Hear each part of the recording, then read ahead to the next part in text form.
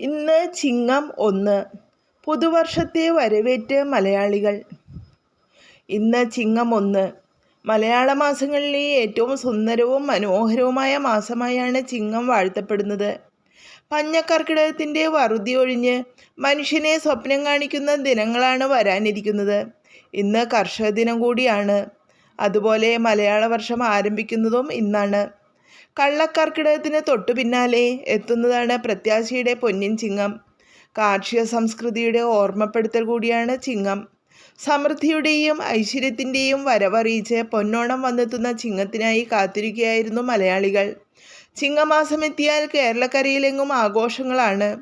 ആശങ്കകൾ ഏറെ ഉണ്ടെങ്കിലും പ്രതീക്ഷയോടെ പൊന്നിൻ ചിങ്ങത്തെ വരവേൽക്കുകയാണ് ഓരോ മലയാളിയും. ഇത്തവണ ചിങ്ങത്തിലും മഴ ഉണ്ടാകുമെന്ന ആശങ്കയും നിലനിൽക്കുന്നു. സമ്പൽ സമൃദ്ധിയുടെ ചിങ്ങത്തിൽ എല്ലാ ദുരിതവും അവസാനിച്ച് നല്ല നാളുകൾ വരുമെന്ന വിശ്വാസത്തിലാണ് ഓരോ കർഷകനും. മലയാളികൾക്ക് അന്യമായി കൊണ്ടിരിക്കുന്ന കൊയ്ത്താണ് ചിങ്ങമാസത്തിലെ പ്രധാന ആഘോഷം.